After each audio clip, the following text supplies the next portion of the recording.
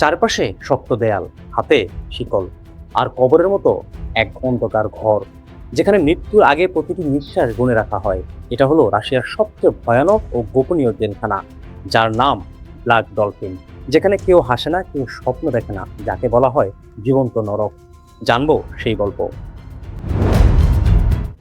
প্রধান ফটকের সামনে অদ্ভুত কালো ডলফিনের মূর্তি। এর মানে বন্দীদের জন্য নরকের দরজার বার্তা। একবার ঢুকলে মুক্তি নেই, মৃত্যুই তাদের শেষ পরিণতি। মূলত শুরুটা 1745 সালে রাশিয়ার ওয়ারেনবার্গ শহরের সীমানায়। কাজাখস্তান সীমান্তের কাছাকাছি ভয়ানক অপরাধীদের জন্য গড়ে তোলা হয় অমানবিক এই জেলখানা। পুরো এলাকা যেন এক বন্দিশালার এক গোপন সামরিক ঘাঁটি। শিশু হত্যাকারী, মানুষ খেয়েছে, গণহত্যা চালিয়েছে বা নিজ দেশের বিরুদ্ধে যুদ্ধ করেছে এমন একজন বন্দী আছে যে একাই 16 জনকে হত্যা করে রান্না করে খেয়েছে।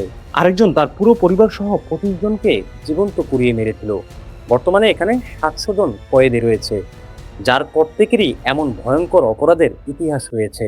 এখানে কয়েদিদের নাম মুছে দেওয়া হয়, ঢোকার পরেই তাদের একটি নম্বরই তার পরিচয়, সেই নাম্বারেই তাকে ডাকা হয়।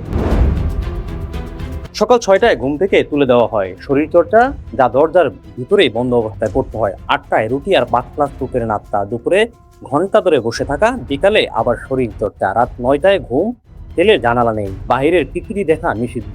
একটি বিছানা থাকে যা দিনে ভাগ করে রেখে দিতে হয়। প্রতিটি বন্দী 23 ঘন্টা একা থাকে। এটা কারাগার নয়, এটি হলো একটা জ্যান্ত কফিন। কোনো জানালা নেই, কোনো টেলিভিশন নেই, কোনোদিন পরিবারের সঙ্গে দেখা করার সুযোগ নেই। দিনের পর দিন একা, শুধু দেয়াল আর ছাদের সঙ্গে কথা বলা। ঘুম থেকে বাথরুমের প্রতিটি জায়গা ও প্রতিটি মুহূর্ত নজরদারিতে রাখে নিরাপত্তা রক্ষীরা।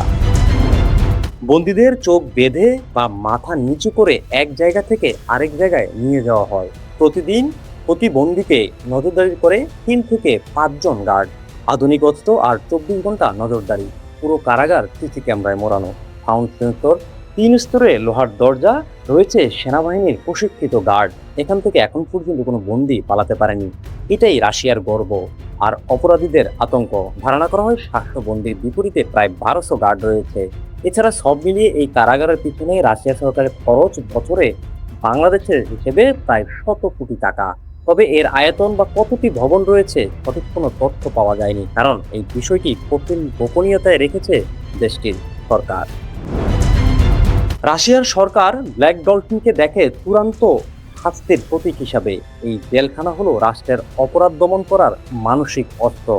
মৃত্যুই এখানে মুক্তির একমাত্র পথ। একটা ভুল সিদ্ধান্ত, একটি অপরাধ আপনাকে পৌঁছে দিতে পারে এমন এক জায়গায় যেখানে মুক্তির পথ নেই। ব্ল্যাক ডলফিন আমাদের শিক্ষা দেয় কতটা ভয়ঙ্কর হতে পারে পাপের শাস্তি।